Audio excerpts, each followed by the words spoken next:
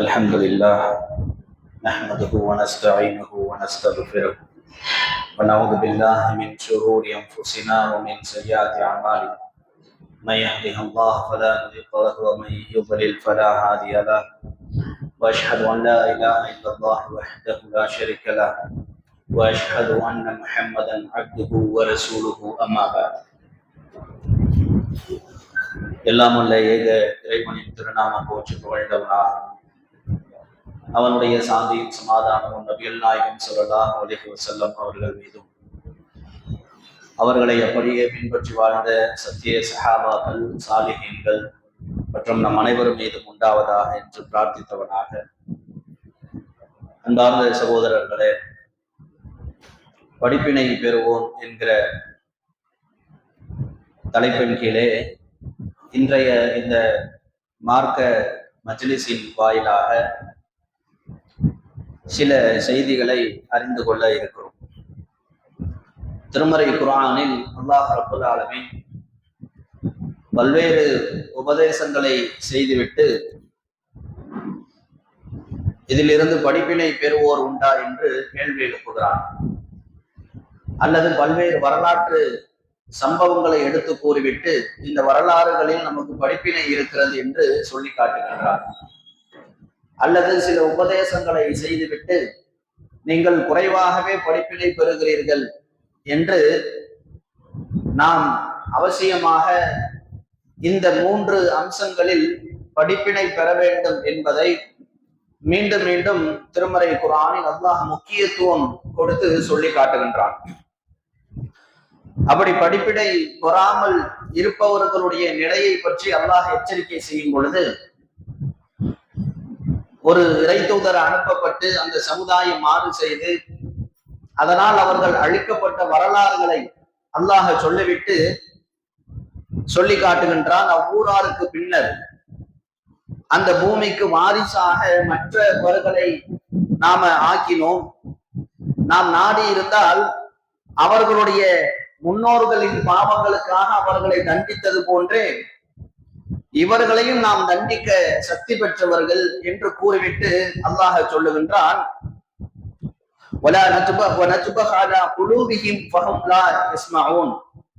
அவ்வாறு அவர்கள் படிப்பினை பெறாவிட்டால், முன்னோர்களுடைய வரலாறுகள், அழிக்கப்பட்ட சம்பவங்கள், அவற்றில் இருந்தெல்லாம் இந்த மனிதர்கள் படிப்பினை பெறாவிட்டால் என்று படிப்பினை பெறாமல் வாழ்ந்தால் அவர்களுடைய உள்ளங்களில் நாம் முத்திரையிட்டு விடுவோம்.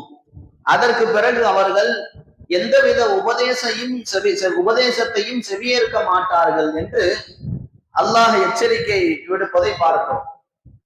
அப்ப பொதுவாக செய்யப்படக்கூடிய உபதேசங்கள், அது அல்லாமல் பல வரலாற்று நிகழ்வுகள் மூலமாக அல்லாஹ் செய்யக்கூடிய உபதேசங்கள், இதையும் தாண்டி நாம நம்முடைய சமகாலத்துல ஒரு 20-30 ஆண்டுகளுக்கு முன்னால் இந்த சமூகத்தின் நிலையை வைத்து நாம பெற வேண்டிய படிப்பினைகள் என்று சொல்லி ஏராளமான விஷயங்கள் நாம சிந்திக்க வேண்டி இருக்கிறது. அதுல முதலாவதாக இந்த சமூகம் சிந்திக்க மறந்த, படிப்பினை பெற மறக்கின்ற விஷயம் என்னவென்று சொன்னால், இந்த இஸ்லாமிய மார்க்க கல்வியை அறிந்து கொள்வதில் இருக்கக்கூடிய ஒரு அலட்சியம். நம்முடைய முன்னோர்களிடத்துல சரியான முறையில மார்க்க கல்வி என்பது சென்றடையாத ஒரு சூழல் இருந்த காரணத்தினால அவர்களுடைய காலத்திலே திருமறை குர்ஆனும் நபிமொழிகளும் தஃசீர்களும் எந்தவித மொழிபெயர்ப்புகளும் இல்லாத காலத்தில் அறியாமையின் ஊடாக பல்வேறு ஷிர்க், பித்அத் போன்ற மார்க்கத்திற்கு முரணான விஷயங்கள் எல்லாம் இந்த சமூகத்தில் புகுத்தப்பட்டது. அதன் ஊடாக எவ்வளவு பிளவுகள், எவ்வளவு பிரிவுகள், கருத்து வேறுபாடுகள் என்பதையெல்லாம் இன்றைக்கும் நாம் கண் முன்னால பார்க்கிறோம். அவற்றை களைவதற்கு நாம பல்வேறு முயற்சிகளையும் எடுக்கின்றோம். இந்த ஏகத்துவ விழிப்புணர்வு பிரச்சாரத்தின் மூலமாக அந்த அறியாமையில இருந்து சமூகத்தை மீட்க வேண்டும், குர்ஆன் சுன்னாவின் பாதையில இந்த மக்கள் எல்லாம் நடக்க வேண்டும், வாழ வேண்டும் என்கிற பிரச்சாரத்தை கொண்டு சேர்த்து கொண்டிருக்கிற இந்த வேளையில மக்களிடத்தில் இன்னும் மண்டி கிடக்கின்ற ஒரு அறியாமை என்னவென்றால், இந்த மார்க்கத்தை படிப்பதற்காக நேரம் ஒதுக்குவதெல்லாம் அதெல்லாம் எல்லாரும் செய்ய முடியாது, எல்லாரும் மேல அது கடமையும் இல்லை, அது மார்க்க பிரச்சார களத்துல உள்ளவங்க ஆலிம்கள் அவர்களெல்லாம் பார்த்துக் கொள்வார்கள். நாம ஒரு சராசரி முஸ்லிமாக ஒரே ஒரு வித்தியாசம், அன்றைக்கு இருந்தவர்கள் போல் அல்லாம தர்காவுக்கு செல்லாமல் மௌலூது போன்ற பிதாத்துகளை விட்டு ஒதுங்கி ஒரு சராசரி முஸ்லிமாக தொழுது வணங்கி வாழ்ந்தால் போதுமானது. மற்றபடி இந்த குர்ஆனை பற்றி ஹதீஸை பற்றி அதனை வாசித்து அதன்படி வாழ்வதற்கு நாம கவனம் எடுக்க தேவையில்லை என்கிற மாதிரியான ஒரு சிந்தனை, ஒரு அறியாமை, இது இன்றளவு மக்கள் மத்தியிலே இருப்பதை பார்க்கிறோம். ஆனால் அல்லாஹ் ரப்புல் ஆலமீன் திருமறை குர்ஆன்ல சொல்லி காட்டுகின்றான், தன் நாடியோருக்கு அல்லாஹ் கல்வி ஞானத்தை வழங்குகிறான்.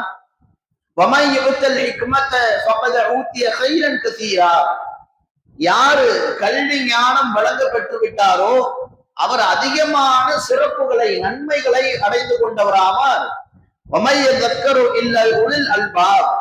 அறிவுடையோரை தவிர வேறு யாரும் படிப்பினை பெறுவதில்லை என்று அல்லாஹ் திருமறை குர்ஆனில் சொல்லுகின்றான். இப்ப முதல்ல நாம பெற வேண்டிய படிப்பினை அறிவு விஷயத்துல, கல்வி ஞானத்தின் விஷயத்துல, மார்க்கத்தை அறிந்து கொள்ள வேண்டிய விஷயத்துல நமக்கு அதிக கவனம் இருக்கணும். இது இல்லாம போனதுனாலதான் இந்த சமூகத்துல பல்வேறு குழப்பங்கள், கருத்து வேறுபாடுகள் எல்லாம் உண்டானது. இன்றைக்கும் தர்கா வழிபாடு, ராத்திபுகள், மௌலிதுகள் என்று ஷிர்கிலும் பிதாத்திலும் மூழ்கி கிடக்கக்கூடிய ஒரு கூட்டம் இருந்து கொண்டே இருக்கிறது. அதை எதிர்த்து பிரச்சாரம் செய்யக்கூடிய கூட்டமாக நாமும் இருந்து கொண்டே இருக்கிறோம். இது எல்லாவற்றுக்கும் அடிப்படை காரணம் என்ன? மார்க்க அறியாமை நம்முடைய முன்னோர்களிடத்துல இருந்தது.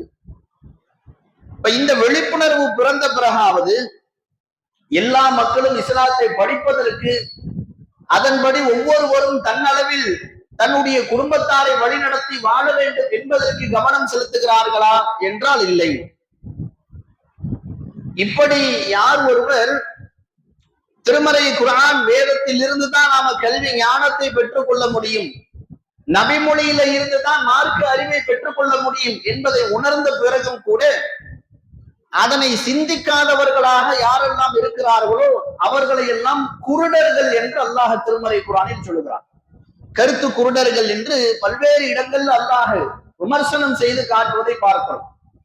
அல் யஸ்தவில்லதீன யஅலமூன வல்லதீன லா யஅலமூன், அறிந்தவர்களும் அறியாதவர்களும் சமமாவார்களா என்று அல்லாஹ் கேள்வி எழுப்புகின்றான். பொதுவாக இஸ்லாமிய மார்க்கத்திலே மக்கள் மத்தியில எந்தவித ஏற்றத்தாழ்வும் உயர்வு தாழ்வும் இல்லை, அனைவரும் அல்லாஹுடைய அடிமைகள்.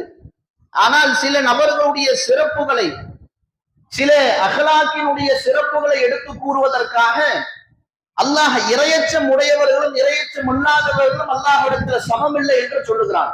அதே போல கல்வி ஞானத்தை பெற்றுக் கொண்டவர்கள், அதை அடைந்து கொண்டவர்களும் அதை அடைந்து கொள்ளாதவர்களாக இருப்பவர்களும் சமமாவார்களா என்று அல்லாஹ் கேள்வி எழுப்புவதை பார்க்கணும். என்ன காரணம்? இந்த திருமறை குர்ஆனினுடைய ஹதீஸினுடைய விளக்கங்களை பெற்றவர்களாக நாம எந்த அளவுக்கு இருக்கிறோமோ அந்த அளவுக்கு தான் நாம நேர்வழியை அடைந்தவர்களாக இருக்க முடியும், நேர்வழியின் பிரகாரம் நடப்பவர்களாக வாழ முடியும். அப்பொழுதுதான் இறை நெருக்கத்தை பெறக்கூடிய அமல்களில் நாம ஈடுபாடு காட்ட முடியும். ஆனால் இந்த அடிப்படையை எல்லாம் உணராமல் இன்றைக்கு மார்க்க கல்வியை எந்த வழியில் இந்த சமூகம் பெற்றுக் கொள்கிறது? ஏதோ வாரம் ஒரு முறை ஜும்மாவுடைய அமர்வுகள் அல்லது இது போன்ற மஜ்லிஸ்கள் அல்லது வலைதளங்களின் வாயிலாக சொற்பமாக பார்க்கக்கூடிய சின்ன சின்ன ரீல்ஸ் பயான்கள், இவ்வளவுதான் நாம கல்விக்காக ஒதுக்கக்கூடிய, ஒவ்வொரு நாளிலும் நாம ஒதுக்கக்கூடிய நேரமும் முயற்சியும் ஆகும். அது அல்லாமல் தொடர்ச்சியாக திருமறை குர்ஆன் உடனான தொடர்போ, அதனை வாசிப்பதற்கு நேரம் ஒதுக்குதலோ நம்மிடத்துல அறவே இல்லாமல் போயிருப்பது மிகவும் ஒரு நம்மை பின்னோக்கி தள்ளக்கூடிய விஷயம் என்பதையே உணராதவர்களாக நாம வாழ்ந்து கொண்டிருக்கிறோம். இப்ப இதனை எப்படி நாம சரி செய்வது? முதல்ல திருமறை குர்ஆன் உடனான தொடர்பு என்பது அவசியம். திருமறை குர்ஆனுடைய விஷயத்துல ஒரு 3 விதமான முயற்சிகள் நம்மிடத்தில் இருக்க வேண்டும். குர்ஆனை ஓதிவிட்டோம் என்று சொன்னால் இன்றைக்கும் நம்முடைய பிள்ளைகளின் விஷயத்துல நாம என்ன செய்கின்றோம்? அவர்கள் ஒரு முறை குர்ஆன மதரசாவுல ஓதி முடிச்சுட்டா அதோட அவன் கடமை முடிஞ்சிருச்சுன்னு நினைக்கிறோம். ஆனால் திருமறை குர்ஆன் நடுக பல்வேறு இடங்களை நாம பார்க்கும் பொழுது ஒரு 3 விதமான விஷயத்தை அல்லாஹ் பிரதானமாக சொல்லுகின்றான். அதுல முதலாவதாக வரத்திலில் குர்ஆன தர்தீலா, இந்த குர்ஆனை திருத்தமாக ஓத வேண்டும். அந்த திருத்தமாக ஓதக்கூடிய அந்த பண்பு, அதற்கான பயிற்சிகள், அதற்கான முயற்சிகள் நம்மிடத்தில் இன்றைக்கு இருப்பதில்லை. இரண்டாவது திலாவத், அதனை பின்தொடர்தல். அல்லதீன ஆத்தைனாஹுல் கிதாப யத்லூனஹு ஹக்க திலாவத்திஹி, நாம் யாருக்கு வேதத்தை வழங்கி இருக்கிறோமோ அவர்கள் அதை ஓத வேண்டிய முறைப்படி ஓதுவார்கள். இது இரண்டாவது. மூன்றாவது ஹிஃபுல், அதனை மனனம் செய்வது. ஏனென்றால் இந்த வேதத்தினுடைய தனிப்பெரும் சிறப்பே மூல மொழியில் மனனம் செய்யப்படக்கூடிய ஒரே வேதமாக இருக்கிறது. இந்த 3 விஷயங்கள்ல நாம எந்த விஷயத்தை கூடுதல் கவனம் எடுத்து செய்கின்றோம் என்று யோசித்து பாருங்கள். முதலாவதாக குர்ஆனை ஒரு முறை ஓதி முடித்து விட்டால் அதற்கு பிறகு நமக்கு எந்தவித கடமையும் இல்லை என்று மூடி வைத்து விடக்கூடிய இந்த பழக்கம் நம்ம பிள்ளைகளுக்கும் அப்படியே போதிக்கக்கூடிய பழக்கம். இது எந்த அளவிற்கு மாறிவிடுகிறது என்றால், பெண்களாவது வீடுகள்ல வாரத்திற்கு ஓரிரு முறை குர்ஆனை ஓதுற பழக்கத்தையாவது வச்சிருப்பாங்க. ஆனால் ஆண்கள்கிட்ட அது அறவே இல்லாமல் போயிடுது. என்ன காரணம்? சிறு வயதில் அப்படி பழக்கப்படுத்தப்பட்ட பிறகு அவர்கள் பள்ளிக்கூடம், கல்லூரி படிப்பு, அதற்கு பிறகு குடும்பம், பொருளாதார தேடல் என்று ஓட ஆரம்பித்து விடுகிறார்கள். குர்ஆன் உடனான தொடர்பே அறவே இல்லாதவர்களாக மாறிவிடுகிறார்கள். ஒரு காலத்திலே குர்ஆனை ஓதியவர்களாக, அதற்கு பிறகு என்றாவது ஒரு நாள் நடுப்பக்கத்தை பிரிச்சு பார்த்தோம்னா அந்த குர்ஆனுக்கும் நமக்கு எவ்வளவு தூரமாகி போயிருக்கிறோம் என்பது அன்னைக்குதான் நம்ம தெரிஞ்சுக்க முடியும். இது எல்லாத்துக்கும் மேல அதை ஒரு குற்றமாகவே கருதுவதில்லை. குர்ஆனை ஓதி மறக்கிறது ஒரு பாவமே இல்லை என்று நினைக்கிறோம். அப்படி அல்ல. இந்த குர்ஆன் சில நபர்களை சொர்க்கத்தில் கொண்டு போய் சேர்ப்பது போன்றே சில நபர்களை நரகத்திலும் கொண்டு போய் சேர்க்கும். அல்லாஹ்வுடைய தூதர் அவர்கள் சொல்லி காட்டுகிறார்கள், இந்த குர்ஆன் இது சிலருக்காக மறுமையில் பரிந்துரை செய்யும், அதனுடைய பரிந்துரை ஏற்கப்படும். அது சிலருக்காக அல்லாஹ்விடத்துல வாதிடும், அதனுடைய வாதம் ஏற்கப்படும். யார் அதனை தனக்கு முன்னால் வைத்தார்களோ அது அவர்களை சொர்க்கத்தில் கொண்டு போய் சேர்க்கும்.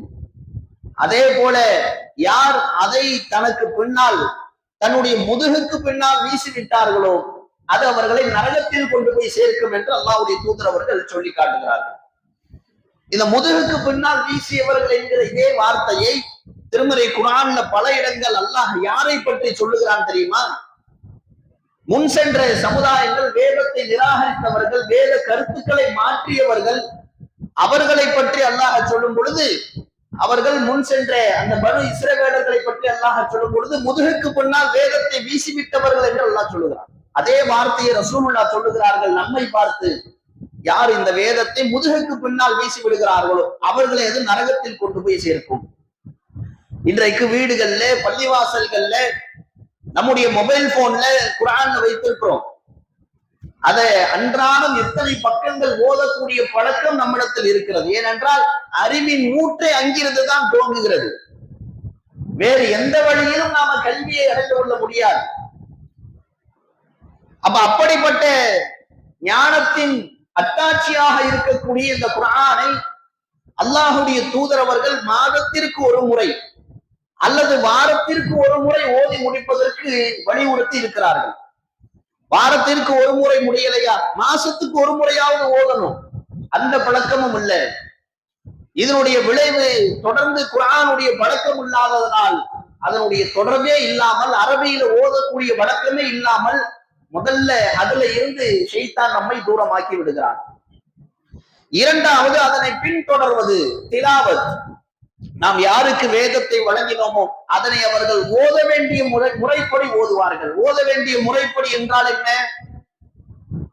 இந்த குர்ஆனை ஒரு காலத்துல இந்த சமூகம் எப்படி ஓதி வந்தது, ஏதோ வீடு குடி போக போனாங்கன்னா, அல்லது இறந்தவங்க வீட்டுல பாத்தியா ஓதுறதுக்கு, ஒரு கடை திறப்பு விழாவுக்கு, இப்படிதான் இந்த குர்ஆனை ஒரு புரோகிதம் செய்யக்கூடிய புத்தகமாக வைத்திருந்தார்கள்.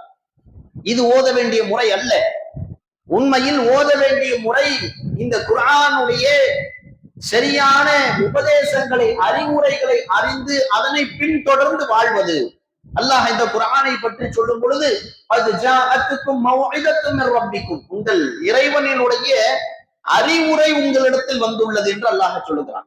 அறிவுரை என்று சொன்னால் அது அரபியில மட்டும் ஓதுனா எப்படி புரியும்? ஒவ்வொருவரும் அவரவர்களுடைய தாய்மொழியில் அதனை வாசிக்கக்கூடிய பழக்கம், அதனுடைய பொருள் உணர்ந்து அறிந்து அதன்படி வாழ்வதற்கு முயலக்கூடிய பழக்கம். வஷிஃபாஉல் லிமா ஃபீ சுதூர், உள்ளங்களில் உள்ள நோய்களுக்கு நிவாரணி. வஹுதா ரஹ்மத்துல் லில் ஆலமீன், இந்த குர்ஆன் நேர் வழியாகவும் ஆலமீன்களுக்கு, அகிலத்தாருக்கு வழிகாட்டிய ரஹ்மத்தாகவும் இருக்கிறது என்று அல்லாஹ் சொல்லுகிறான். அப்ப திலாவத் என்று சொன்னால் அதனுடைய கருத்துக்களை புரிந்து அதன்படி நாம வாழ்வதற்கு முயற்சிகளை செய்ய வேண்டும். இன்றைக்கு முஸ்லிம்கள் அவர்களுடைய குடும்ப விவகாரங்களிலும் சரி, வியாபாரம் போன்ற சமூகம் சார்ந்த விவகாரங்களிலும் சரி, அல்லது ஒட்டுமொத்த சமூகத்தினுடைய முன்னேற்றத்தை பற்றிய முடிவுகளை எடுப்பதாக இருந்தாலும் சரி, இந்த குர்ஆனில் தீர்வை தேடாதவர்களாக ஒவ்வொருவரும் தன்னுடைய சுய சிந்தனையின் அடிப்படையில தனக்கு சரியெனப்படும் முடிவுகளின் அடிப்படையில செயல்படுவதற்கு காரணம் இந்த குர்ஆனுடைய அறியாமை. குர்ஆன் ஏதோ மறுமையில வெற்றி பெறுவதற்கு வழிகாட்டும், அதனால துன்யாவுல எந்த ஃபாயிதாவும் இல்லைன்னு நினைக்கிறோம். அதை கொண்டு துன்யாவுல எந்த முடிவுகளும் எடுக்க முடியாது. குர்ஆனுக்கு என் குடும்ப நிர்வாகத்துக்கு என்ன சம்பந்தம்? குர்ஆனுக்கும் என் வியாபார முறைக்கு என்ன சம்பந்தம்? குர்ஆனுக்கும் அரசியலுக்கும் சமூகத்தினுடைய தலைமைத்துவத்துக்கும் என்ன சம்பந்தம் என்று நினைக்கிறோம். அதனால ஒவ்வொருவரும் என்ன செய்கின்றோம்? குடும்பத்தை நிர்வகிக்கக்கூடிய விஷயத்திலையும் தனக்கு எப்படி வசதியா சந்தோஷமா வாழணும்னு படுதோ அதன்படி வாழுகிறோம். அதனால ஒவ்வொருவரும் வியாபாரத்தையும் தனக்கு எது லாபம் தரக்கூடிய விஷயமோ அதன்படி வியாபாரம் செய்கின்றோம். சமூகம் சார்ந்த முடிவுகள், இந்த சமூகம் ஒடுக்கப்படுகிறது, இதனுடைய எழுச்சிக்கு, இதனுடைய முன்னேற்றத்துக்கான வழி என்ன, அதையும் குர்ஆன்ல தேடாமல் இந்த அரசியல் கட்சி பிரமுகர்கள், கல்வியாளர்கள், சாதனையாளர்கள் என்று உலகத்திலே அடையாளப்படுத்தப்படக்கூடிய நபர்கள்ட்ட இன்னும் ஒரு படி மேலே போய் அவன் முஸ்லிமா காபிரா என்றெல்லாம் பார்க்காமல், யாரெல்லாம் உலக அளவுல வியாபாரத்துல சாதனையாளர்களாக, பெரும் லட்சாதிபதிகளாக, உலக பணக்காரர்களாக இருக்கிறாங்களோ அவங்களை எல்லாம் ரோல் மாடலாக வைத்துக் கொண்டு அவனை மாறி வாழணும்னு ஆசைப்படக்கூடிய தலைமுறை உருவாகிறது. சினிமா நடிகர்களை பார்த்தால் அவனை மாறி வாழணும். எப்ஸ்டீன் ஃபைல்ஸ்ல இடம்பெற்ற இந்த பில்கேட்ஸ், இது மாதிரியான உலக பணக்காரர்களை பார்த்தால் அவனை மாறி வாழணும் என்று நினைக்கிறாமே தவிர, இவர்களை போல வாழ்ந்தால் இந்த உலகத்தில் வாழலாம், சரி மறுமையில் வெற்றி பெற முடியுமா, ஈருலக வெற்றி கிடைக்குமா என்பதை யோசிப்பது இல்லை. இதனுடைய காரணம் இந்த குர்ஆன் மறுமை வெற்றிக்கு மட்டும்தான் உதவும், உலகத்துல எந்தவித வழிகாட்டலையும் இது நமக்கு தராது என்று கருதுகிறோம். அப்படி அல்ல அன்பான சகோதரர்களே. இந்த சிந்தனை நம்மிடத்தில் இருந்தது என்றால் அல்லாஹுடைய ரசூல் அவர்களுடைய வாழ்க்கை வரலாற்றில் இருந்து எந்த படிப்பினையும் நாம பெறவில்லை என்று அர்த்தம். ஏன்? நபி ஸல்லல்லாஹு அலைஹி வஸல்லம் அவர்கள் 23 ஆண்டு காலத்தில் அவர்கள் செய்த மகத்தான சாதனை, அவர்கள் ஏதோ தொழுகை, ஓதுதல், திக்ரு செய்வது இதை மட்டுமா கத்துக் கொடுத்துட்டு போனாங்க? அன்றைக்கு காட்டுமிராண்டிகளாக பார்க்கப்பட்ட சமூகம் அரபுகள், கொள்ளையர்களாக பார்க்கப்பட்ட சமூகம். அரபுகள் குதிரைகளை பயிற்றுவிப்பதே கொள்ளையடிப்பதற்கு தான். அரேபிய குதிரை உலக அளவில் பிரபலியமாக இன்றளவும் பேசப்படுகிறது. அந்த பெயர் எப்படி வந்தது என்றால், அவர்கள் ரொம்ப பாலைவனத்துல நீண்ட நெடிய நேரம் உணவு இல்லாமல், குடிக்காமல் ஓடக்கூடிய குதிரைகளை உருவாக்கினார்கள், பயிற்றுவித்தார்கள். எதுக்காக உருவாக்குறாங்க? கொள்ளையடிப்பதற்கு. அப்படிப்பட்ட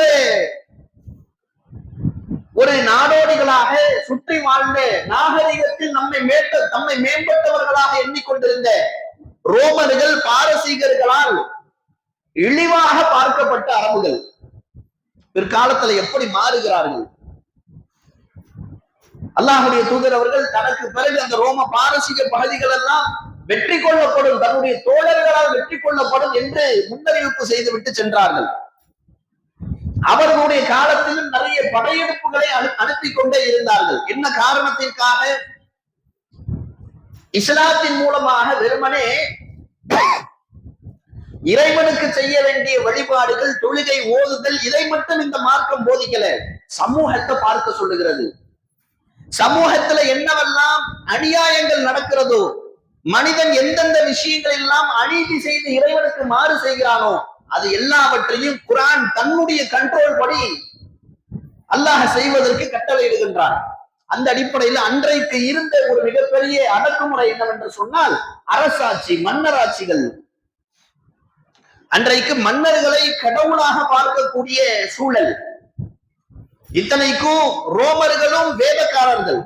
அவங்க தௌராத்து, இஞ்சிலும் போன்ற வேதத்தை ஓதி வந்தவர்கள். பாரசீகர்கள் என்று சொல்லக்கூடிய இன்றைக்கு ஈரானியர்கள், அவர்கள் நெருப்பு வணங்கிகளாக இருந்தாங்களே, அவங்களும் ஒரு காலத்துல ஓரிரை கொள்கையாளர்களாக இருந்தவர்கள். அந்த ஓரிரை நம்பிக்கையினுடைய அடையாளமாக நெருப்பை ஒரு அடையாளமாக வைத்து வணங்க ஆரம்பித்தார்கள். பின்னால அதுவே ஒரு வணக்கமாக அவர்களிடத்தில் மாறி போனது. இப்படி ஒரு காலத்துல ஓரிரை கொள்கையாளர்களாக இருந்தவர்கள் பிற்காலத்தில் அது பற்றிய சுவடே இல்லாத குடியிலும் கூத்திலும் அனாச்சாரத்திலும் மூழ்கி போயிருந்து இறைவனை மறந்தவர்களாக வாழ்ந்து கொண்டு இருந்த அந்த சமயத்தில் தான் இறுதி தூதர் ஸல்லல்லாஹு அலைஹி வஸல்லம் அவர்கள் படையெடுப்புகளை அனுப்புகிறார்கள். எதற்காக? அன்றைக்கு இருந்த மன்னர்களை போல மண்ணையும் பொன்னையும் கொள்ளடிப்பதற்காக அனுப்பினார்களா என்றால் இல்லை.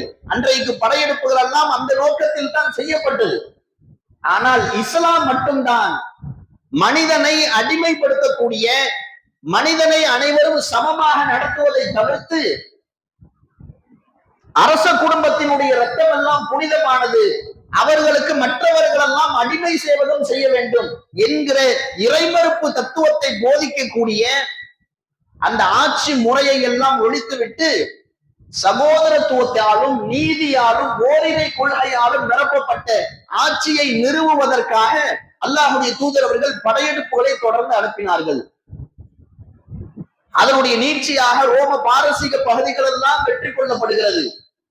நிலைமை எந்த அளவிற்கு மாறுகிறது என்றால், ஒரு காலத்துல மன்னர்கள் முன்னால் கூனி குறுகி சஜிதா செய்து நின்ற சமூகம், அரசர்களை கடவுளாக வெளிப்பட்ட அந்த சமூகம்.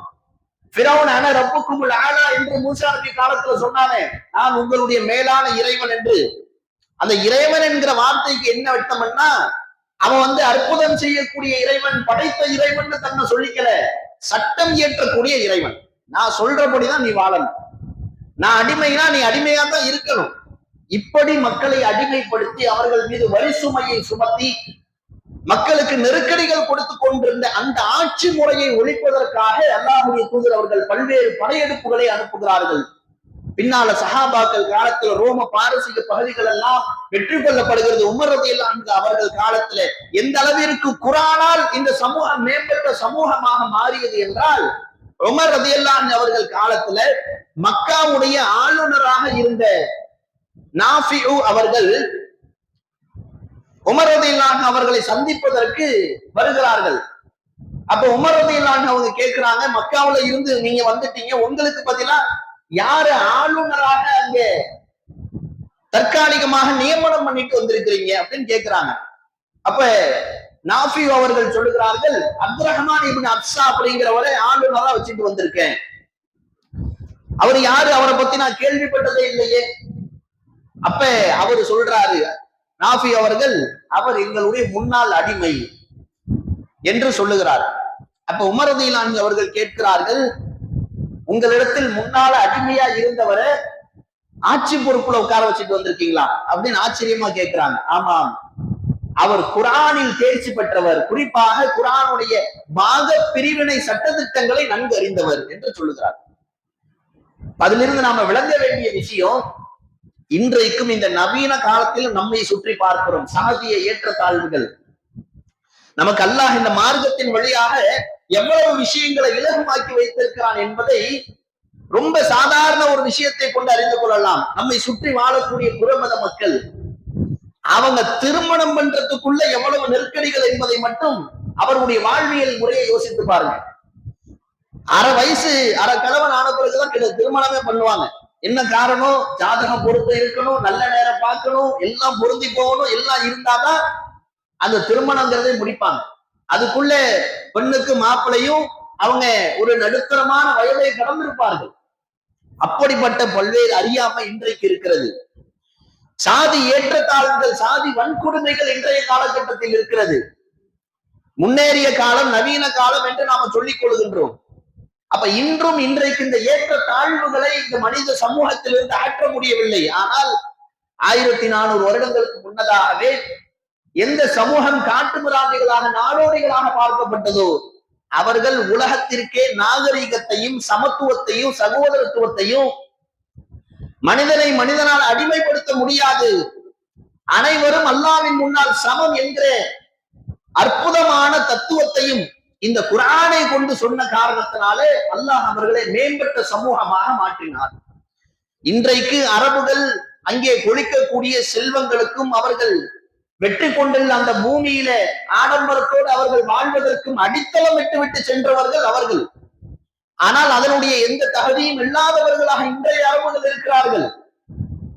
ஆனால் சரியான குர்ஆனுடைய போதனை எந்த அளவிற்கு தாக்கத்தை அந்த மண்ணிலே ஏற்படுத்தியது.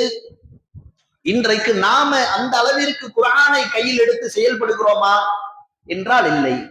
அதற்கு காரணம் குர்ஆனை ஏதோ ஒரு ஆன்மீகம் சார்ந்த விஷயமாக பார்க்கிறோமே தவிர அது நம்முடைய ஒட்டுமொத்த வாழ்வியலுக்கும் வழிகாட்டி. அதுதான், அதை வச்சுதான் என் குடும்பத்தை நான் நிர்வாகம் பண்ணணும், அதை வச்சுதான் வியாபாரம் பண்ணணும், அதை வச்சுதான் அரசியல் செய்யணும், அதை வச்சுதான் என்னுடைய எதிர்கால எல்லா தொலைநோக்கு பார்வையோடு செயல்பட்டு எதிர்கால எல்லா விதமான திட்டமிடல்களையும் அமைத்துக் கொள்ள வேண்டும். அது தனி வாழ்விலும் பொது வாழ்விலும் அனைத்து விவகாரங்களுக்கும் குர்ஆனை போல வேறு எதனாலும் தீர்வு வழங்க முடியாது என்கிற அறிவு நம்மிடத்துல இல்லாமல் போனதன் காரணத்தினால இதனுடைய அருமை தெரியாமல் புறக்கணித்தவர்களாக வாழ்கிறோம். அப்ப இப்படிப்பட்ட அறியாமை நம்மிடத்தில் இருக்கும் பொழுது அடுத்து என்ன நடக்கிறது? அமல்கள்ல குறைபாடு. அல்லாஹ் திருமறை குர்ஆன்ல சொல்லி காட்டுகின்றான், வமல் யஸ்தமல் அமா வல் பஸீர், பார்வை அற்றவனும் பார்வை உள்ளவனும் சமமாக மாட்டார்கள். அல்லதீன ஆமனு அமிலு ஸாலிஹாத்தி வலல் முஸீஉ, இறை நம்பிக்கை கொண்டு நற்செயல்கள் செய்பவர்களும் தீமை செய்பவர்களும் சமமாக மாட்டார்கள். கலீலம்மா ததக்கரும், நீங்கள் குறைவாகவே படிப்பினை பெறுகிறீர்கள் என்று அல்லாஹ் சொல்லுகிறான். அடுத்து நாம படிப்பினை பெற வேண்டிய விஷயம் என்னவென்றால் நம்முடைய அமல்கள்ல நாம எப்படி சிறந்து விளங்குகிறோம். இந்த மார்க்கத்தை மற்றவங்களுக்கு எடுத்து சொல்றதெல்லாம் முதல்ல நாம நம்மை சரி செய்து கொண்ட பிறகுதான். முதல்ல குர்ஆனின் வழியாக அமல்கள் செய்யக்கூடிய வழிமுறைகளை கற்றுக்கொள்ள வேண்டும். அதற்கு பிறகு நாம அமல்கள் செய்வதில் ஆர்வம் உள்ளவர்களாக இருக்க வேண்டும். அதிலும் குறிப்பாக இந்த ஏகத்துவ பிரச்சாரம் வீரியம் எடுத்த பின்னர், ஷிர்க் பித்அத் சார்ந்த விஷயங்கள்ல இருந்து மக்கள் விழிப்புணர்வு பெற்ற பின்னர் நம்மிடத்துல நம்மை மீறி ஒரு அலட்சியம் தொத்திக் கொள்ளும். அமல்கள் விஷயத்துல ஒரு தன்னிறைவு நம்முடைய உள்ளத்தில் உண்டாகும். என்ன தெரியுமா? நாமெல்லாம் ரொம்ப சரியா இருக்கிறோம், நாம ஷிர்க்கை விட்டு விலகி இருக்கிறோம், பித்அத்தை விட்டு விலகி இருக்கிறோம், மாற்று கொள்கையினரை பாருங்க அவங்க அறியாமையில இருக்கிறாங்க, அதனால நம்முடைய ரூட் ரொம்ப கிளியரா இருக்கு, நாம கண்டிப்பா சொர்க்கத்துக்கு போயிடுவோம். அந்த மாதிரி ஒரு எண்ணம், இந்த எண்ணம் யூதர்களுக்கு இருந்தது. யூதர்கள் அல்லாஹ்வுடைய தூதர் அவர்கள்ட்ட சொன்னாங்க, நாங்க தான் அல்லாஹ்வுக்கு ரொம்ப செல்ல பிள்ளைங்க. ஏன்? எங்களுடைய வம்சாவளி, எங்களுடைய பாரம்பரியம் என்ன, பனி இஸ்ரவேலர்கள் நாங்கள், அதிகமாக இறை தூதர் அனுப்பப்பட்ட சமூகம், அதிகமாக அற்புதங்களை கண்ட சமூகம், அதையெல்லாம் வைத்துக் கொண்டு அவர்கள் சொன்னார்கள், நாங்கள் அல்லாஹ்வின் செல்ல பிள்ளைகள். அல்லாஹ் அதற்கு பதில் சொன்னா, அப்படி என்றால் நீங்கள் மரணிக்க ஆசைப்படுங்கள். அதான் நீ அல்லாஹ்வுக்கு செல்ல பிள்ளை, சொர்க்கவாசி முடிவு பண்ணிட்டு அதுல உத்தரவாதமா இருக்கீல, அதற்கு பிறகு ஏன் துன்யாவில வாழ்ந்துவிட்டு, துன்யாவில வாழ்ற நோக்கமே சொர்க்கம் செல்வதற்காக அமல் செய்யக்கூடிய அவகாசம் தானே. அப்ப நீ சொர்க்கவாசின்னு முடிவு பண்ணிட்டனா நீ மரணிக்க ஆசைப்படு என்று அல்லாஹ் அவர்களை நோக்கி பதிலளிக்கின்றார். இதுல நமக்கும் படிப்பினை இருக்கிறது. உலகத்துல வாழக்கூடிய காலத்துல நம்முடைய இறுதி மூச்சு வரைக்கும் அமல் செய்யக்கூடிய அவகாசம் நமக்கு அல்லாஹ்வால் வழங்கப்பட்டு இருக்கிறது. ஆனால் இன்றைக்கு அமல்கள் விஷயத்துல நாம எந்த அளவிற்கு பின்தங்கி இருக்கிறோம், எவ்வளவு குறைவாக அதற்கு நேரம் ஒதுக்குகின்றோம் என்பதை ஒவ்வொரு நாளும் இரவும் அமர்ந்து நாம யோசிக்கணும். இரவு படுக்கைக்கு செல்வதற்கு முன்னால் இன்னைக்கு காலையில இருந்து இரவு வீட்டுல வந்து படுக்கையில உட்கார்ற வரைக்கும் நான் இந்த உலக ரீதியான காரியங்கள்ல அதிக மூழ்கி இருந்தேனா, அல்லது மறுமைக்காகவும் மறுமையினுடைய வெற்றிக்காகவும் ஒரு குறிப்பிட்ட நேரத்தையும் பொருளாதாரத்தையும் உழைப்பையும் கொடுத்து அமல்களை செய்தேனா என்பதை யோசித்து பார்க்க வேண்டும். இந்த உலக வாழ்க்கையினுடைய அந்த ஆசை என்பது எந்த அளவிற்கு நம்மை கொண்டு சென்று விடுகிறது? கடமையான தொழுகையின் விஷயத்துல இன்றைக்கு இல்லாமல் இருப்பவர்கள் அதிகம். உபரியான அமல்களை விடுங்க, முதல்ல கடமையான அமல்களின் விஷயத்துல, கடமையான தொழுகையின் விவகாரத்துல எந்த அளவிற்கு நம்மள பல பேர் கவனமாக இருக்கிறோம். ஒரு பக்கம் அந்த தொழுகையை இல்லாமல் போனவர்கள் ஒரு பக்கம், இன்னொரு புறம் அந்த தொழுகையினுடைய அவசியத்தை உணர்ந்தவர்கள், தொழுகையாளிகளாக இருப்பவர்கள் கூட அந்த தொழுகையை சுற்றி இருக்கின்ற முழுமையான நன்மைகளை அடைவதற்கு ஆசைப்படாமல் அவசர அவசரமாக தாமதமாக வந்து தொழுதுவிட்டு அவசர அவசரமாக ஓடக்கூடிய பழக்கம்.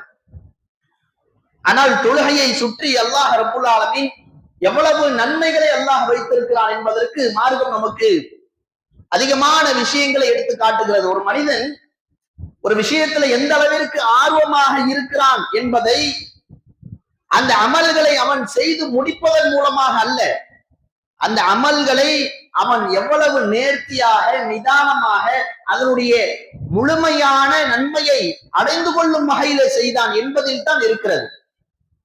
எனவே தான் திருமறை குர்ஆன்ல அல்லாஹ் நயவஞ்சகர்களை பற்றி பல இடங்கள்ல சொல்லிக் கொண்டு வரும் பொழுது, அவர்கள் போருக்கு செல்ல நாடி இருந்தால் அதற்கான முன் தயாரிப்புகளை முதல்ல செய்திருப்பார்கள் என்று அல்லாஹ் ஒரு வசனத்தில் சொல்லுகிறான். அப்ப உண்மையிலேயே தொழுகைக்கு செல்லும் எண்ணம் நமக்கு இருந்தால் அதற்கான முன் தயாரிப்புகள், ஏற்பாடுகள், அதற்கான சிந்தனை முதல்ல நம்மிடத்தில் இருக்கணும், அதற்கான நியத்து முதல்ல நாம நம்மிடத்தில் இருக்கணும். ஏன் இதை சொல்லுகிறேன் என்றால், இந்த தொழுகையில இருந்து முதல்ல நம்மை தடுப்பது அதற்கு நாம நேரம் ஒதுக்க வேண்டும் என்கிற நியத்தை இல்லாமைதான். அன்றாடம் தினமும் மார்க்கத்திற்காக அல்லாமல் உலக ரீதியான விவகாரங்களுக்காக ஓடுகின்றோம், உழைக்கிறோம், அதிலேயே மூழ்கி கிடக்கிறோம் என்பது நமக்கே தெரியும். அது எல்லாவற்றையும் நாம எப்படி அமைச்சுக்கணும்? இந்த இடத்துக்கு இந்த நேரத்துல போனோம்னா இந்த தொழுகையை நாம விட்டுருவோம். அப்ப தொழுகைக்கு ஏற்றமாறு போகணும்.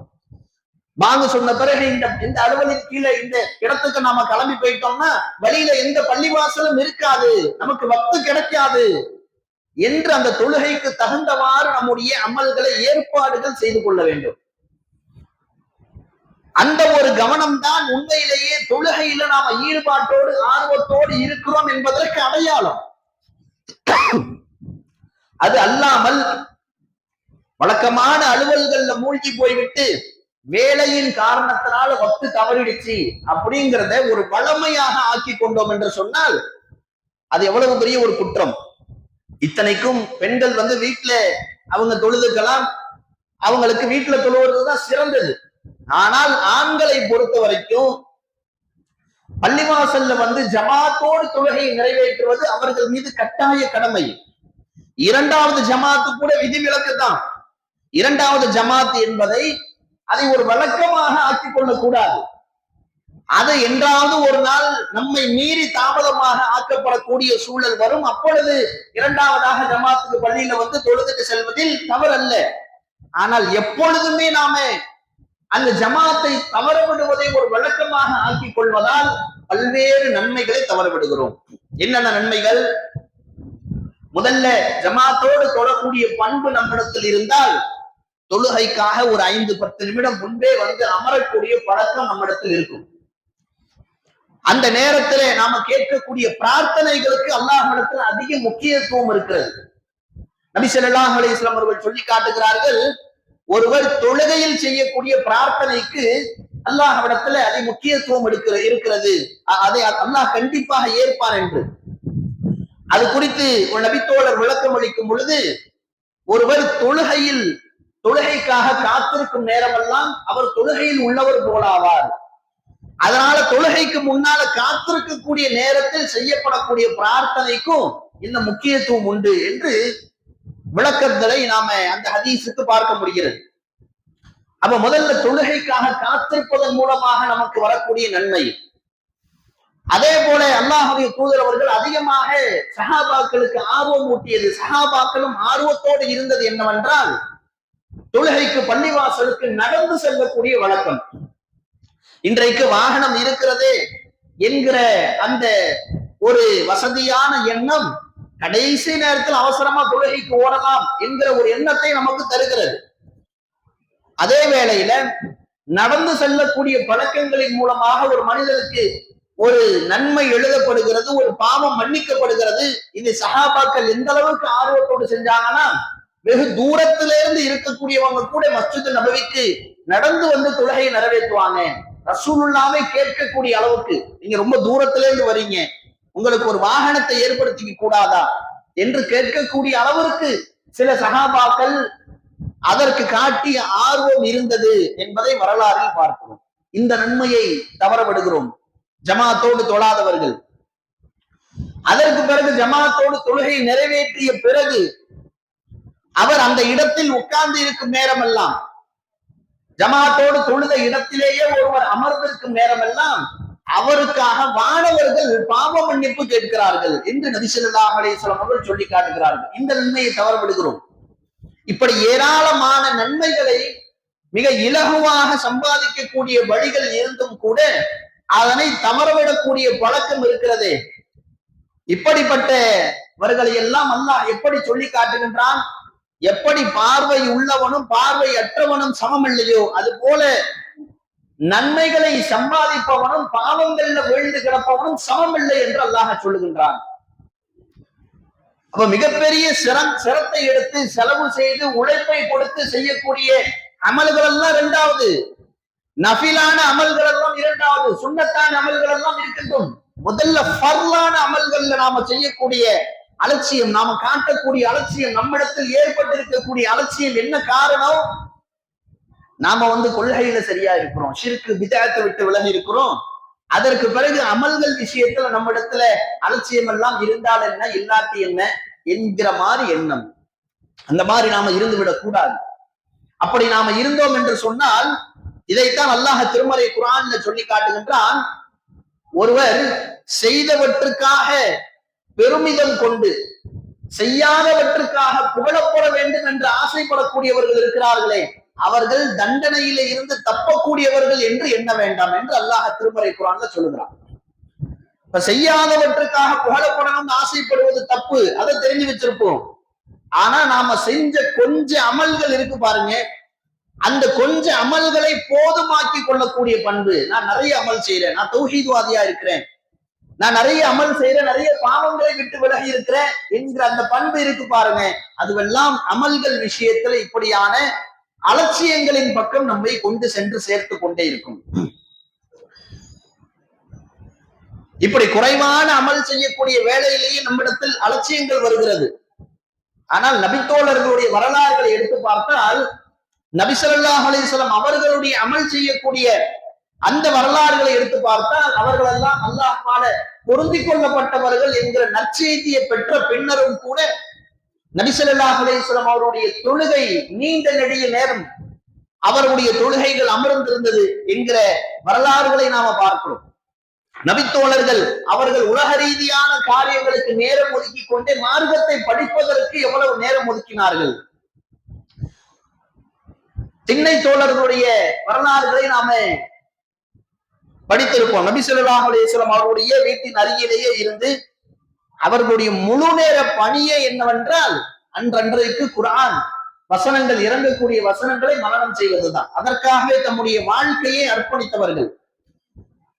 கிடைக்கக்கூடிய குறைவான வருமானங்களை கொண்டு தாமும் தர்மம் செய்து கொண்டு தனக்கு தேவையானதை நிறைவேற்றிக் கொண்டு, அல்லது நபி ஸல்லல்லாஹு அலைஹி வஸல்லம் அவர்களுக்கு ஏதேனும் அன்பளிப்புகள் வந்தால் அதன் மூலமாக அவர்கள் உணவளிக்கப்படுவார்கள். இப்படித்தான் அவர்களுடைய வாழ்வாதார முறை இருந்தது. ஆனால் அவர்களுடைய முழு நேர பணியாக வகையை மனனம் செய்வது, அவர்களுக்கு மற்றவர்களுக்கு எடுத்து சொல்வது, இந்த பணியில முழு நேரமாக ஈடுபட்டவர்களை பார்க்கிறோம். அதற்கு பிறகு வந்த சமூகம், சஹாபாக்களுக்கு பிறகு வந்த தாபியன்கள் சமூகம், தபோ தாபியன்கள், இமாம்கள், அறிஞர்கள் கால சமூகம். இவர்கள் எல்லாருடைய வரலாறுகளை எடுத்து பார்த்தோம் என்று சொன்னால், ஒரே ஒரு செய்தியை தெரிந்து கொள்வதற்காக நெடுந்தூரம் பயணிக்கக்கூடிய பண்பு, இரவு முழுக்க வணக்க வழிபாடுகள்ல ஈடுபடக்கூடிய பழக்கம் என்று சொல்லி, அன்றைக்கு யாரையெல்லாம் அல்லாஹ்வுடைய தூதர் அவர்கள் சிறந்த சமூகம், சிறந்த சமூகம், சிறந்த சமூகம் என்று சொல்லிவிட்டு சென்றார்களோ, அவர்களுடைய அமல்கள் எல்லாம் அபரிமிதமாக ஆர்வம் காட்டக்கூடிய வகையில இருந்தது. ஆனால் இன்றைக்கு நாம அப்படி எந்த விதமான உத்தரவாதத்தையும் பெறாத நிலையிலும் கூட அமல்கள் விஷயத்துல ரொம்ப கவனமற்றவர்களாக இருக்கிறோம். இது நம்மிடத்துல மாற்றி அமைக்கப்பட வேண்டிய பண்பு. ஒவ்வொரு நாளும் ஃபர்லான தொழுகைகள், அதற்கு பிறகு உபரியான வணக்க வழிபாடுகள் விஷயத்துல நாம காட்ட வேண்டிய கவனம், உபரியான துவாக்களை, திக்ருகளை ஓதக்கூடிய விவகாரங்கள்ல அல்லாஹ்வுடைய தூதர் அவர்கள் காலையில் எழுந்ததுல இருந்து இரவு உறங்கும் வரைக்கும் துவாக்கள், திக்ருகளை ஓதுவதற்கு, ஒவ்வொரு வேளையின் பொழுதும் அல்லாஹ்வை நினைவு கூர்ந்தவர்களாக நாம இருப்பதற்கு வழிகாட்டி இருக்கிறார்கள். அந்த துவாக்களை எல்லாம் நம்முடைய பிள்ளைகள் மதரசாவுல மரணம் செய்கிறதா என்று கண்காணிக்கின்றோம். கோடைகால பயிற்சி வகுப்புகள்ல துவாக்களை மரணம் செய்து சொல்லி பரிசுகள் வாங்கினால் சந்தோஷப்படுகின்றோம். ஆனால் அந்த விஷயங்களை எல்லாம் நாம எந்த அளவிற்கு கடைபிடிக்கின்றோம்? வெறுமனை மதரசாவில மனனம் செய்து பரிசு வாங்குவதற்காக மட்டும்தான் அந்த துவாக்கள் கற்றுத்தரப்படுகிறதா? அதற்கு பிறகு பிள்ளைகளினுடைய வாழ்வியலிலும் அது இல்லாமல் போய்விடுவதற்கு காரணம் என்ன? பெற்றோர்கள் அவர்களுக்கு முன்மாதிரியாக செயல்படுவது இல்லை. பிள்ளைங்க வெறுமனே அந்த துவாவை மனனமிட்டு ஒரு போட்டியில கலந்துகிட்டு வெற்றி பெற்றால் போதுமானது என்கிற அளவில் நாம் வைத்துக் கொள்ளக் கூடாது. அவர்கள் மனனமிட்ட துவாவை அந்தந்த நேரத்திற்கு ஓதி அமல்படுத்துகிறார்களா? அதனை கண்காணிக்கக்கூடியவர்களாக பெற்றோர்கள் இருக்கணும். அது வழியாக பெற்றோர்கள் பிள்ளைகளுக்கு முன்மாதிரிகளாக செயல்படணும். இந்த ஒரு தன்மை இல்லாத காரணத்தினால பிள்ளைகள் விஷயத்திலும் அதனை விட்டு விடுகின்றோம். பெற்றோர்களாகிய பெரியோர்களாகிய நாமும் காலை எழுந்ததில் இரவு உறங்கும் வரைக்கும் அல்லாஹ்வுடைய தூதர் வழிகாட்டி இருக்கின்ற பிரார்த்தனைகள், துவாக்கள், அதனை ஓதக்கூடிய வழக்கத்தை ஏற்படுத்திக் கொள்வதில்லை.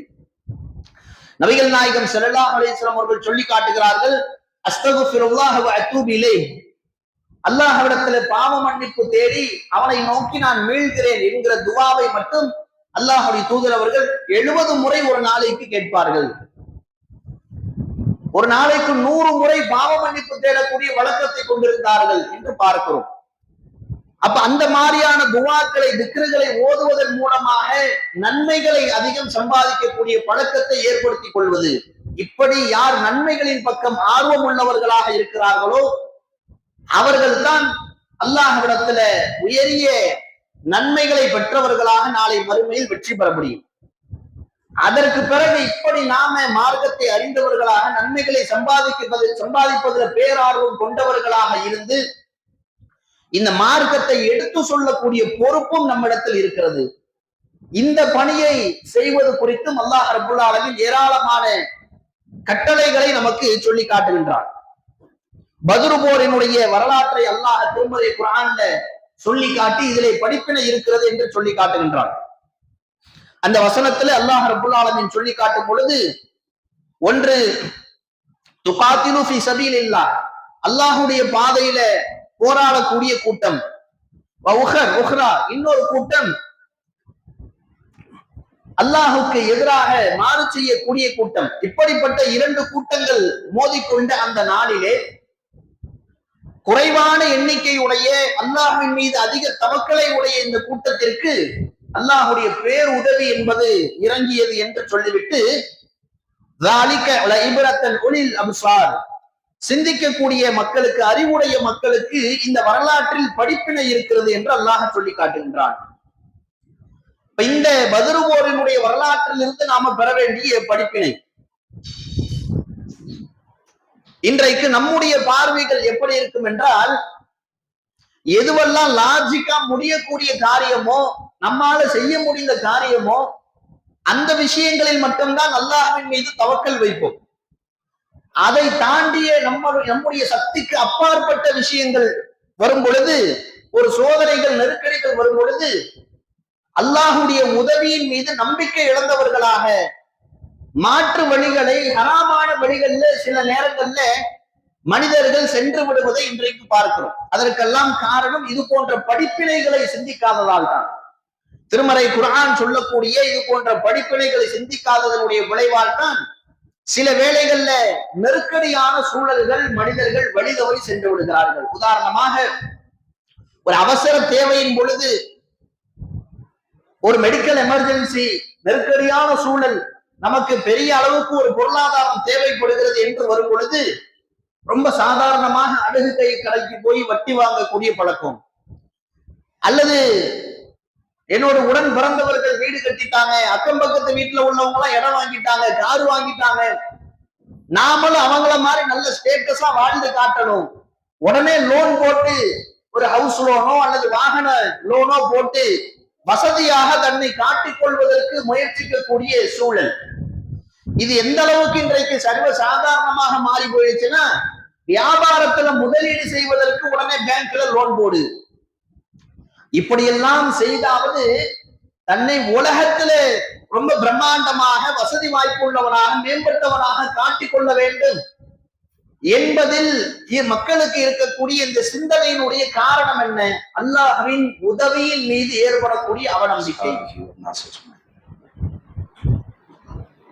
இப்ப மனிதர்கள் நெருக்கடிகளின் பொழுது ஈமானிய பலவீனம் அடைந்து ஹராமான வழியில் சென்றாவது தம்முடைய சோதனைகளுக்கு, பிரச்சனைகளுக்கு தீர்வை காண வேண்டும் என்று முடிவுகள் எடுப்பது எதன் காரணத்தினால் என்றால், தன்னுடைய சக்திக்கு மீறிய விஷயத்தை அல்லாஹ்வாலும் கொடுக்க முடியாது என்று நாம நினைக்கிறோம், அல்லது அந்த பதற்றத்திலே அல்லாஹ்விடத்துல உதவி தேட வேண்டும் என்பதை நாம மறந்து விடுகின்றோம்.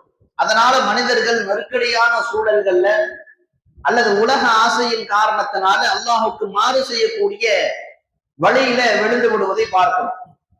திருமறை குர்ஆன்ல அல்லாஹ் ரப்பல் ஆலமீன் சொல்லி காட்டும் பொழுது, வலனபுலுவன்னக்கும் பிஷைஇன் மினல் கௌஃபி, உங்களை நாம் சோதிப்போம் பயத்தை கொண்டு, வல் ஜூஇ பசியை கொண்டு, வனக்ஸிம் மினல் அம்வால் செல்வங்களை சேதப்படுத்துவதை கொண்டு, வல் அன்ஃபுசி வத்தமராத் உயிர்களை கைப்பற்றிக் கொள்வதன் மூலமாக, விளைநிலங்களை சேதப்படுத்துவதன் மூலமாகவெல்லாம் நாம் சோதிப்போம். அந்நேரத்துல பொறுமையாளர்களுக்கு நற்செய்தி கூறுவீராக என்று அல்லாஹ் திருமறை குர்ஆன்ல சொல்லி காட்டுகின்றான். இந்த எல்லா விதமான சோதனைகளையும் நபிமார்களும் நல்லடியார்களும் கடந்து வந்தார்கள் என்று வரலாறுகள்ல நாம பார்க்கிறோம். பயத்தின் மூலமாக நெருக்கடிகள் உண்டாக்கப்பட்டது. எல்லா நபிமார்களுக்கும் அடக்குமுறையாளர்கள், அந்த சமூகத்துல வாழ்ந்த அநியாயக்காரர்களால் நெருக்கடிகள் உள்ளாக்கப்பட்டது என்று பார்க்கிறோம். இன்னும் சொல்ல போனால், அந்த நெருக்கடிகள் உண்டாகக்கூடிய சூழலை விரும்பியே அவர்கள் அல்லாஹ்வுடைய கட்டளைக்கு கீழ்ப்படிந்து தேர்வு செய்து கொண்டார்கள். ஃபிரௌன் எப்படிப்பட்டவன் என்பது மூசா அலைஹிஸ்ஸலாம் அவர்களுக்கு தெரியும். அதனாலதான் ஒரு கொலையை செய்த பின்னர் மதியன் நகருக்கு அவங்க தப்பித்து சென்று விடுகிறார்கள். மீண்டும் அங்கே அல்லாஹ்விடத்திலே பேசக்கூடிய வாய்ப்பு அவர்களுக்கு ஏற்பட்டு நபியாக தேர்வு செய்யப்பட்டு அல்லாஹ் மீண்டும் அவர்களை எங்கே சென்ற சொன்னான்? ஃபிரௌன் இடத்திலேயே திரும்பி போன்னு அல்லாஹ் சொன்னான். அப்ப மூசா அலைஹிஸ்ஸலாம் அவர்கள் எந்த அளவிற்கு அந்த நெருக்கடிக்கு மன ரீதியாக ஆளாகி இருப்பார்கள். அதனாலதான் எல்லாம் ஏதாவது செஞ்சிருவானோ நான் பயப்படுறேன் என்று அவர்கள் சொன்ன போது கூட அல்லாஹ் ரப்புல் ஆலமீன் மூசா அலைஹிஸ்ஸலாம் அவர்களுக்கு அழகான ஒரு பிரார்த்தனையை கத்துக் கொடுத்தான். ரப்பி ஷ்ரஹ் லி ஸத்ரி வ யஸ்ஸிர் லி அம்ரி, அல்லாஹ் என்னுடைய உள்ளங்களை விசாலமாக்கு. எவ்வளவு பெரிய நெருக்கடி வந்தாலும் முதல்ல அந்த மன நெருக்கடியில இருந்து விடுபட்டு நம்முடைய உள்ளத்தை நிதானமாக விசாலமாக வைத்துக் கொள்ளக்கூடிய பண்பு. ரப்பி ஷ்ரஹ் லி ஸத்ரி, அல்லாஹ் என்னுடைய உள்ளத்தை விசாலமாக்கு. வயசர்லி அம்ரு, என்னுடைய காரியங்களை இலகுவாக்கு என்று மூசா நபி அவர்கள் கேட்டுவிட்டு சென்றார்கள். அவர்களுக்கு அல்லாஹ்வுடைய உதவி வரலாற்றில் எந்த அளவிற்கு இருந்தது என்று பார்ப்போம். பயத்தின் மூலமாக ஏற்படக்கூடிய சோதனை. இப்ராஹிம் அலைஹிஸ்ஸலாம் அவர்களும் கடந்து வந்தார்கள்.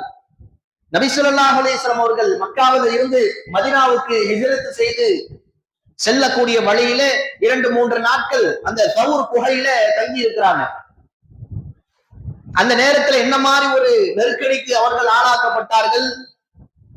3 நாட்கள் குறைஷிகள் தொடர்ந்து அவர்களுடைய படை வீரர்களை அனுப்பி தேடுதல் வேட்டை நடந்து கொண்டே இருக்கிறது.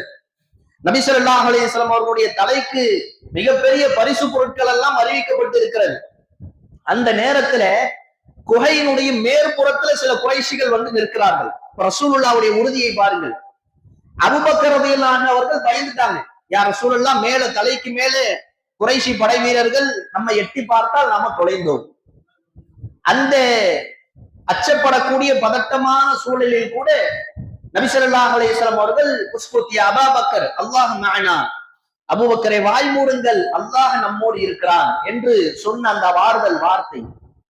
அப்ப மனிதர்கள் பதட்டத்திற்கும் நெருக்கடிக்கும் பயத்திற்கும் உள்ளாக்கப்படும் பொழுது எவ்வளவு உறுதியாக இருக்க வேண்டும் என்பதை அந்த சம்பவம் நமக்கு காட்டுகிறது. பசியின் மூலமாக ஏற்படக்கூடிய சோதனை, இதையும் நபிமார்கள் கடந்து வந்தார்கள். ஏனென்றால் நாமெல்லாம் சாக்கு போக்குகள் சொல்லிவிடக் கூடாது. வரலாற்றிலே எவ்வளவு நெருக்கடிகளை ஏழ்மை நிலையிலே எல்லா நபிமார்களும் கழித்தார்கள் என்று பார்க்கிறோம். அதிலும் அல்லாஹுடைய உதவி அவர்களுக்கு இருந்தது. அல்லாஹுடைய பணியை செய்யக்கூடிய வேளையில பசியான அந்த நேரத்துல மூசா அலைஹிஸ்ஸலாம் அவர்களுடைய சமுதாயத்திற்கு அல்லாஹ் மண்ணு செல்வாவை இறக்கி அருள் புரிந்ததாக இருக்கட்டும். அதே போல அகல் போரின் சமயத்துல சஹாபாக்கள் எல்லாம் கடுமையாக உடைத்து அகழி தோண்டிக் கொண்டிருக்கிறார்கள். ஒரு நபித்தோழர் வந்து, யா ரசூலல்லாஹ், உங்களுக்கு மட்டும் எந்த அளவிற்கு கடுமையான நேரம் என்றால் வயிற்றில் கற்களை கட்டி கொண்டு வேலை செய்து கொண்டிருக்கிறார்கள். உங்களுக்கு மட்டும் நான் ஒரே ஒரு ஆட்டை சமைச்சு வச்சிருக்கிறேன், வந்து நீங்க மட்டும் வந்து சாப்பிட்டுட்டு போங்க. அப்ப அல்லாஹ்வுடைய தூதர் சொல்லி அனுப்புகிறார்கள், அந்த பாத்திரத்தை வந்து அடுப்புல இருந்து இறக்காமலேயே பரிமாறுங்க, நான் வரேன்னு சொல்லி எல்லா சஹாபாக்களையும் அழைத்துக் கொண்டு சென்று விடுகிறார்கள். அப்ப ரசூலுல்லாஹ் சொன்னபடி செய்யும் பொழுது அங்கே இருந்த அனைத்து பேரும் வயிறார உண்டார்கள் என்கிற வரலாற்று செய்தி.